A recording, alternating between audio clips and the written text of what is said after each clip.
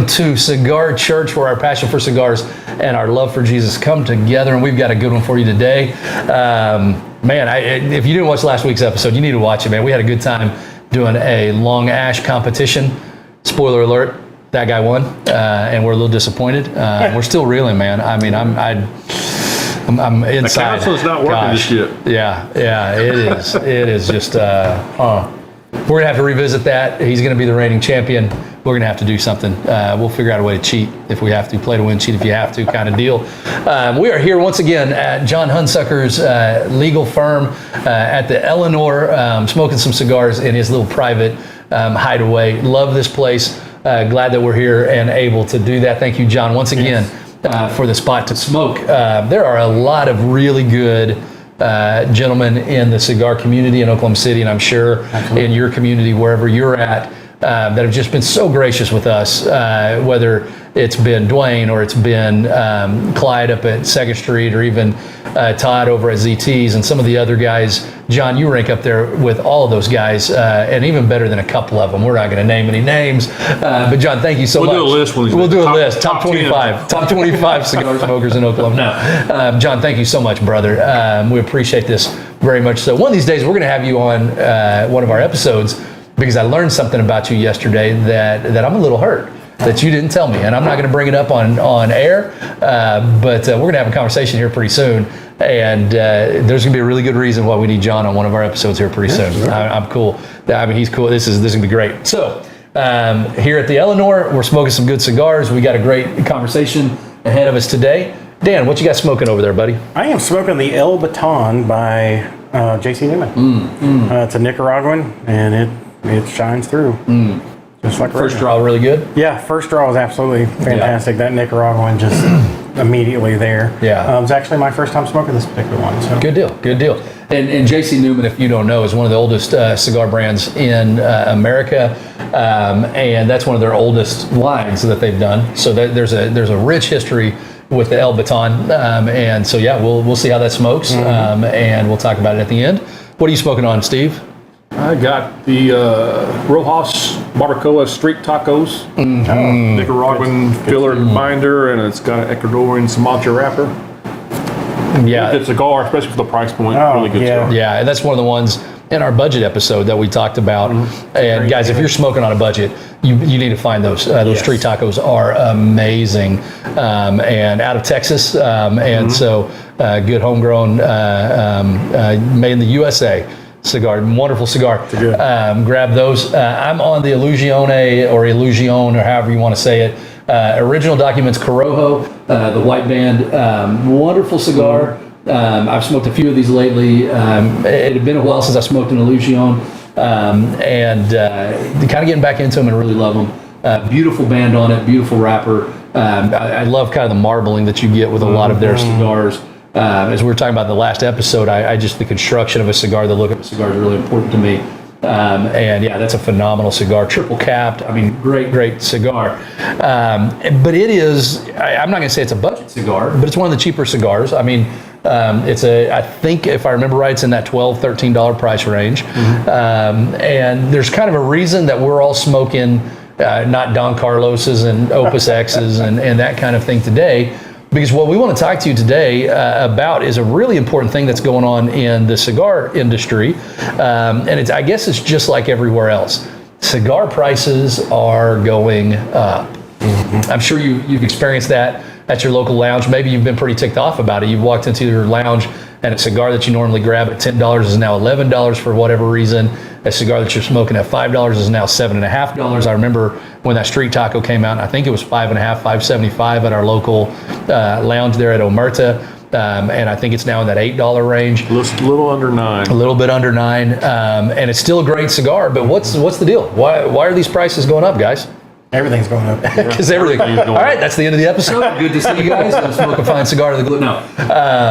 Everything's going up, and I think this is something that we don't address enough.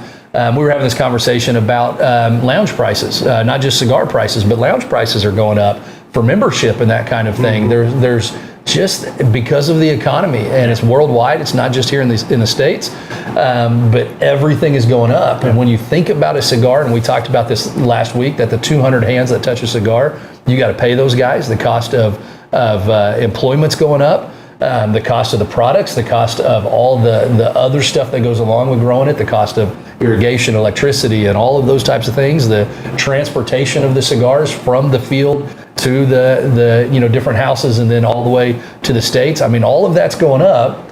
I mean, we've got to assume our cigar prices are going up, right? Yeah. So here's the question. What do you do when the cigar you love has gone from being an affordable cigar, something you enjoy smoking, something that doesn't really affect the bank account too much? What do you do when it gets kind of out of that range of a daily smoke? Because a few great cigars have done that for me lately. Yeah. What are your thoughts? That's a good question. I mean, I try a lot of different ones. I love, something new comes in the shop. I don't mind trying that, as long as, it depends on what the brand is. Sometimes I'll skip brands, but sure. It's, I don't know, for me, I'm probably I'm a little bit of the cheater of the group because I don't smoke enough. I don't smoke as much as you guys do. And so it's a little more affordable for me to some degree because, I'm not smoking like. Are you just saying that for your wife? Yeah. Here's what I heard. Out of all of that, you know what I heard? That he cheats. I heard they cheats, and we just lost that competition to him. That stood out to me too. I lost a pretty good cigar on that competition. So he did. But he did give me a good. But no, we're messing with you. But that's right. I mean, when there's days. What is my record these days? 12, I think is what we said my record was. I think so. But most days I'm smoking 3 or 4 cigars. On a good day, maybe 5. And when the prices are going up, that $1 or $2 more a stick now becomes $20 or $30 more dollars. When the price goes up, you got to get more creative how you tell your wife what cigars you bought. We're going to take a break on here. We're going to counsel with Steve about lying to his wife. Tracy, if you're watching, he didn't mean that. He said get creative. No, I mean, yeah, there's certain things that you got to worry about with that. My wife's a smoker as well. She smokes flavored cigars. And we were just talking last night. We were sitting at Omerta with a couple guys talking about these prices going up. And I joked about how her habits are cutting into my budget because my cigar budget is the cigar budget. And even the cigars that she's smoking, which are some of the more entry-level cigars, she's really enjoyed that fist bump cigar from Flavor. It's gone up from being a $4 cigar to a $5.50 cigar.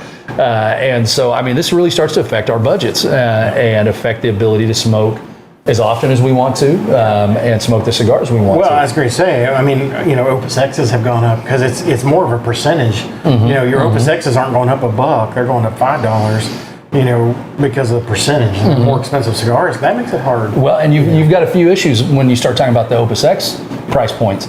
Earlier last year, they had a fire in one of their factories that they say took, and I believe them, that took a lot of their fermenting tobacco leaves that were designated for Opus X cigars out, and so now you have a supply and demand issue. And everybody knows when the supply is low and the demand's high, which it is right now for Opus X, prices are going to go up, and that $25 Opus X is now a $40 Opus X.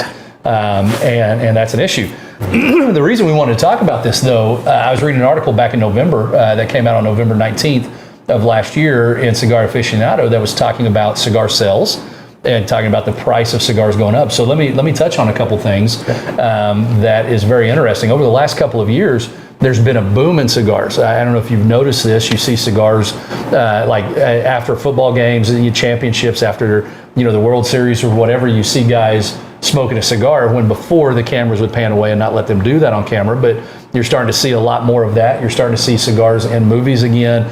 And that started to fuel a rebirth, if you will, of the cigar industry. And over the last few years, in 2023, the cigar industry said that they had a pretty high amount of sales that were, if I'm reading this correctly, I think they said it was at 69.1% in 2022, 69.1%, an increase in sales. But in 2023 and 2024, it went down to 48.5. So sales are coming down, and it's which came first, the chicken or the egg, right? Is the cost of cigars going up driving sales down, or is the fact that sales are down a little bit is causing the cost of cigars to go up? But here's where it gets really interesting. What they said in that article is that that 90.6% of stores have had to increase the cost of their cigars. So regardless of where you are, 90.6% of cigar retailers have had to increase their cigars. Now, that's part of it is the cost of cigars themselves are going up for the retailers. Every retailer has their formula of how they charge for their cigars. That's based off of what the cost of that cigar is to them. But it's becoming more expensive to run a lounge. The cost of keeping your doors open, whether that's employment costs, whether that's utility bill cost, whether that's mortgage cost, rent cost, whatever. Does that factor in online sales as well? That's a good question. Does that I think I think the question they asked just was of stores and retailers. So I'm assuming that also includes some online sellers, but yeah, online sales are. Because that can affect the brick and mortar. Yeah, absolutely. Yeah, sure. And then you got this statement, an overwhelming 97% of the retailers we polled said they've seen an increase in manufacturers' suggested retail prices this year. Naturally, almost 91% of the retailers also say they had to raise prices this year as a result. And I mean, what do we do about it? I mean, the retailers got to make their money. And I'm not one of these guys saying, oh, they're the ones who need to take the hit.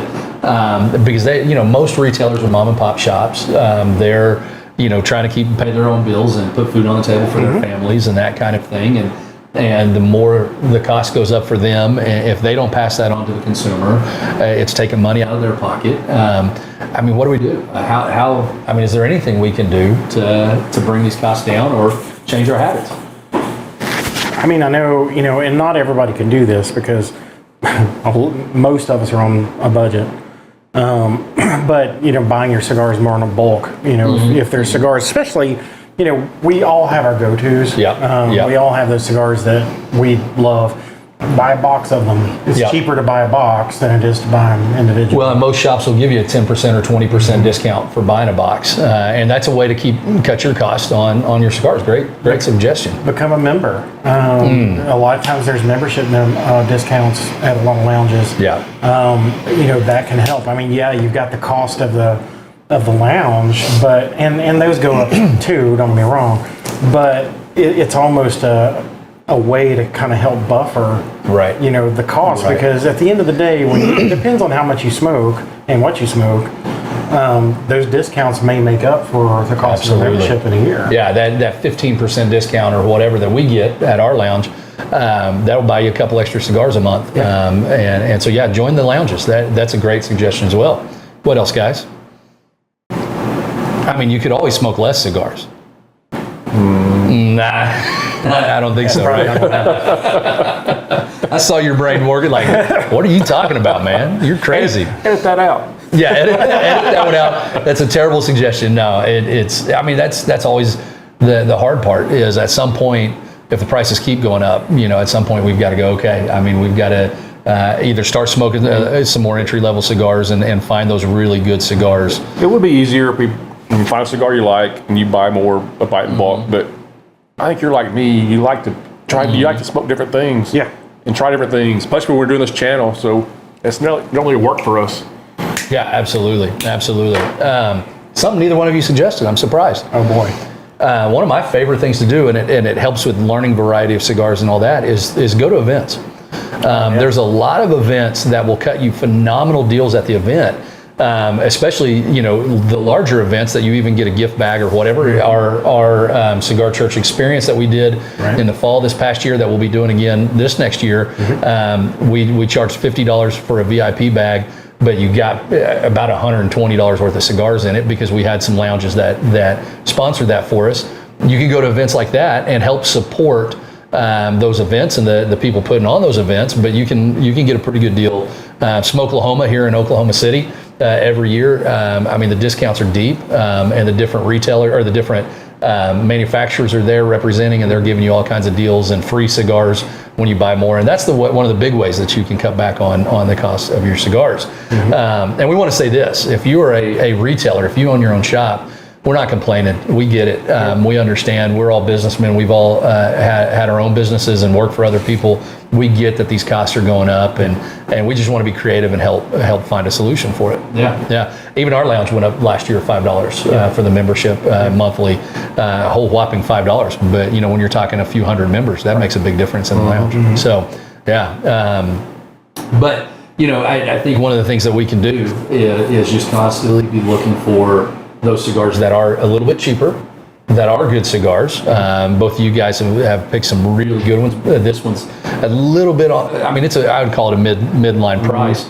But if you're used to smoking a $20, $25 cigar, I guarantee you can find a $15 to $18 cigar. Another good cigar that me and you both really like. Yeah. I can't remember if you like it or not. Is that Hoya Silver? Oh my gosh! Drew Estate. I've had one. Yeah. That is a really good cigar. Good price point. Yeah. Actually, I got one. Got one. Yeah, absolutely.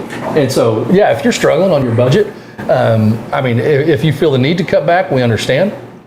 But also, if you need some suggestions of some good cigars that may be in that flavor profile that you're used to smoking, but you need to find something a little bit cheaper, drop a comment in this video at the bottom there, and we'll give you some suggestions. If you're used to smoking like a number 9 from Drew Estate, we'll give you some cheaper options that you can smoke there and get that same flavor profile or whatever. That's just an example, and we can help you out with that. And so drop a comment and let us know what you're looking for, and hopefully we can help you with your cigar budget a little bit as well. While we're talking about costs, there's a text in the scripture that talks about the cost of discipleship that we want to talk about, because whether it's cigars or whether it's following Jesus, you need to weigh the cost of what you're doing. When my wife and I bought a house about 6 years ago, we had to weigh the cost. We had to say, okay, what does our budget afford us to buy? What do we need to be looking for? What's outside that budget? And you have to weigh that cost. It's the idea of knowing what you're getting into before you get into it. And with cigars or with your walk with Christ, that's an important thing to do. So let's look at this text in Luke chapter 14, starting in verse 25. It says this, and it's a pretty big text, so hold with me. It says, now great crowds accompanying him, talking about Jesus, and he turned to them and said, if anyone comes to me and does not hate his own father and mother and wife and children and brothers and sisters, yes, even his own life, he cannot be my disciple. Now that's a pretty bold statement. That's a massive statement right there, and we'll get into unpacking that here in just a second. He says, whoever does not bear his own cross and come after me cannot be my disciple. For which of you, desiring to build a tower, does not first sit down and count the cost, whether he has enough to complete it? Otherwise, when he has laid a foundation and is not able to finish, all those who see it begin to mock him, saying, this man began to build and was not able to finish. Or what king going out to encounter another king in war will not sit down first and deliberate whether he is able with 10,000 to meet him who comes against him with 20,000? And if not, while the other is yet a great way off, he sends a delegation and asks for terms of peace. So therefore, any one of you who does not renounce all that he has cannot be my disciple. So he says, look, when you follow me, there's a cost. You need to count that cost before you jump up and say the prayer, before you accept Jesus, before you surrender your life over to him. What's it going to cost you? Yeah. What's that change of who you are, the change of your identity? What's the cost of that? And that last statement, so therefore any one of you who does not renounce all that he has cannot be my disciple. That is the cost of following Jesus. What does he mean by that, gentlemen?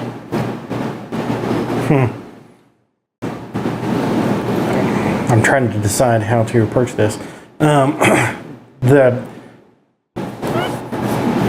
wife and I have been having this discussion off and on for the last week or two, and one of the things that we talked about last night is, sometimes when you're first saved,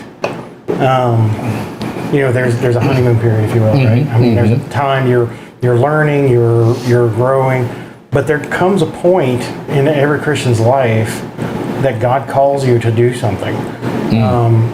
And chances are it's something that's going to stretch you.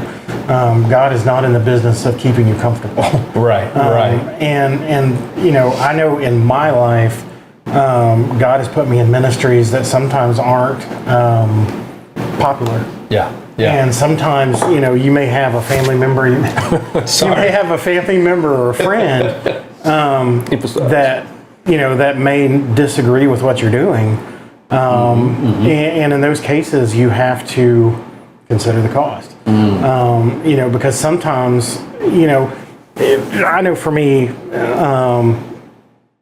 been in a situation like that recently, you know, where I've had to consider the cost.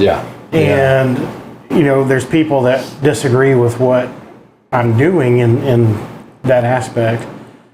And man, you're being awfully bold. I am. I just we know what you're talking about. Yeah, I just don't want to call it. But, you know, the other side of that question with considering the cost is understanding it may hurt relationships or it may force you to make a choice.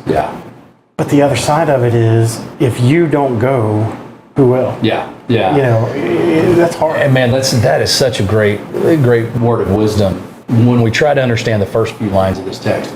Because the first few lines of this can be extremely misunderstood. When it says, now the crowds that accompany him, and he turned to them and he said, if any one of you comes to me and does not hate his own father and mother and wife and children and brothers and sisters, yes, even his own life, cannot be my disciple.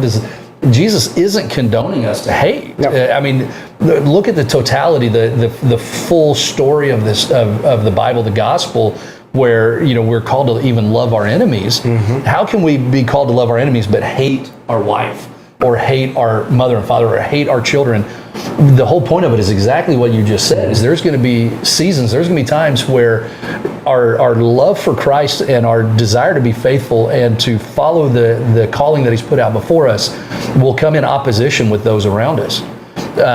Where somebody says, hey, I think you're wrong, or, you know, are you sure God's called you to do that? And the whole point of this isn't to hate our parents or hate our spouse or hate our kids.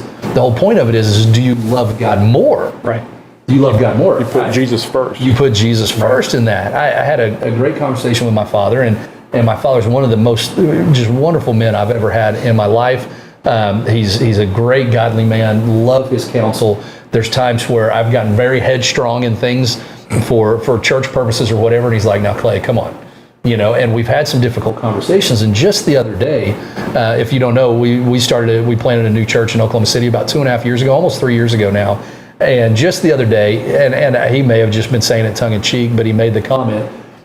He said, why would anybody who has, and I'm paraphrasing, but why would anybody who's in the middle of a thriving, healthy ministry walk away from that paycheck to go start a church that, you know, nothing's secure, right? Nothing's nothing's guaranteed. And I know the context of what he was saying was you have to know that you're called by God to do that. You have to step away from that comfort zone. You have to know. And I mean, there's times when we're faithful to God that people around us are going, man, you're crazy. What are you doing? Does that make sense? And our love for them, or our love for their counsel, our love for their wisdom has to take second seat, third seat, fourth seat to what God has said, this is what I want for you. And to be honest, doing Cigar Church, all three of us on all levels of what we've done with Cigar Church, whether it's just the channel here or even the experience that we did last year, or even some of the stuff that's to come that we're not talking about just yet publicly. But we've had a lot of the people around us, spouses, even some of our kids, our parents going, now, what are you doing? You know, why are you doing that? And as much as we love and respect those people, we've counted the cost of, we know that God is calling us to do this, and we've got to put that above, put God's calling, not the things we're doing, but God's calling above the opinion of what the people around us that we love are saying.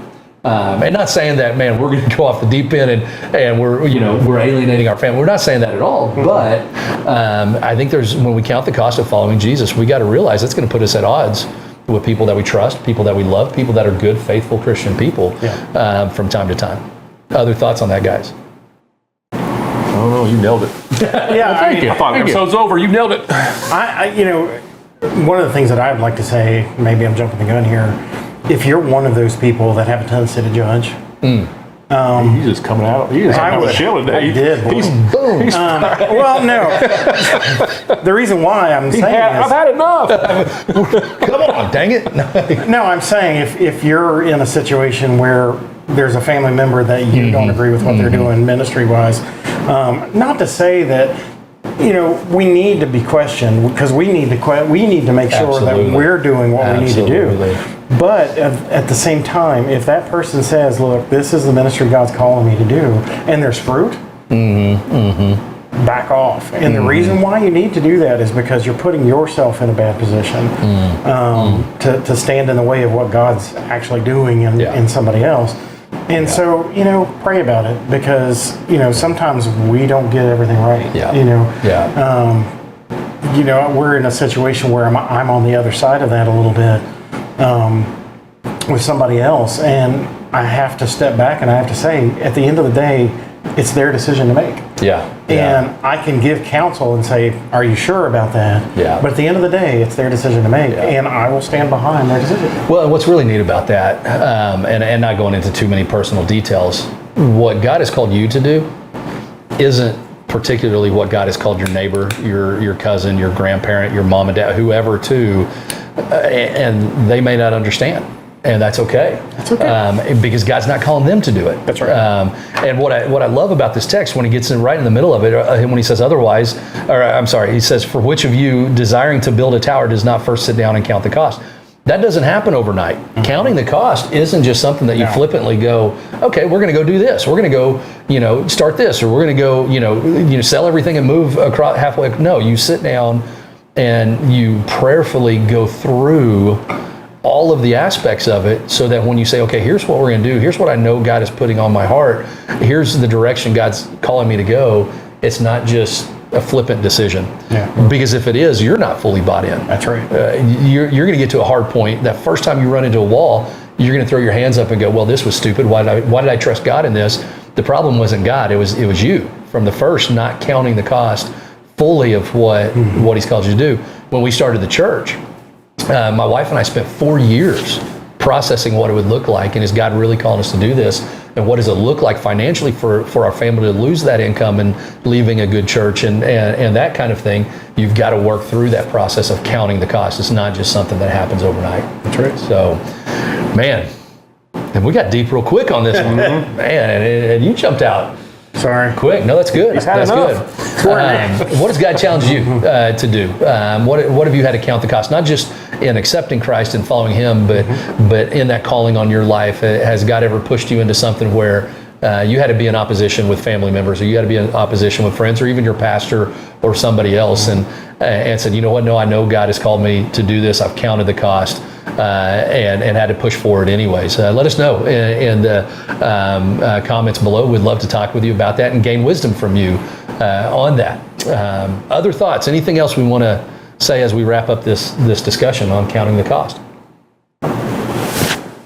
I think regarding this channel and what direction we are going, that we'll talk about later, I think we've counted the cost. I think we Absolutely. Us three together, we've done that. We know the direction God is putting us. The evidence is there. Well, and we're being vague about what's going on. You'll know here very soon. But it's not just the financial cost that we've had to count. Oh, no. There's when you start looking at it, there's a financial cost that you have to look at. You have to look at the time cost. How much time is this going to take? You have to look at the relationship cost. You have to look at the energy cost. All those things that are elements of your life that's affected. And if you don't count that cost up front, you're going to be discouraged. You're going to get in and run into anxiety and discouragement and all those types of things that will slow your progress down. So So how are our cigars today, guys? I have to relight it a little bit. I've had to touch this one up just a hair. I think it's my fault because I'm talking too much here. But when it comes to counting the cost of the type of cigar you smoke, you guys have chosen some really good ones. And both of those, if you're looking for a budget smoke that's going to help you keep the cost of your cigar smoking down. The Street Taco and the El Baton are great options. The Illusion is a great one too, but a little bit more pricey than the two of those. So yeah, good cigars today. Good picks. Great conversation. We'd love for you to join in with us in the comments. What else we got, Dan? Hey, if you like the videos, you watch. He's back. Oh, yes, on the table. I'm not surprised. Makes me feel better. Makes me feel better. Yeah. If you like what you're watching, please click the subscribe button. It really helps us out. Tickle the bell icon to be notified when new videos drop. Yeah, absolutely. You worked through that pretty quick because you want the attention off of you right now. You were watching. I know that this whole episode you were watching to see when We're praying for it, man. All right. What else, Steve? Got a prayer request, email us at contactcigarchurch@gmail.com or stevecigarchurch@gmail.com or put it in the comments. Absolutely, guys. We appreciate everything you do to help us be successful. We can't do it without you guys. I got to make it one last shout out. I just realized the shirt I'm wearing today, one of my favorite new shirts, Share the Gospel, Not Your Opinion. My man, Coach Harold from That's where that came from? He made this shirt for me. You can't read it. I got it all crinkled up. But he made it. We were talking the other day in the lounge. He preaches from time to time at his church. We were sharing sermons, and he goes, I got something for you. And he brought the shirt in. I ended up getting two of them. I got a white one and a red one. But man, I love it. If you know Coach Harold, he does a t-shirt company called Stand Tall or Standing Tall. Look him up. Get some of his shirts. He's got some great stuff. Coach, thank you, man. I love the shirt. I think that's it, though, for today. And as always, guys, smoke a fine cigar to the glory of God, and we'll see you next week.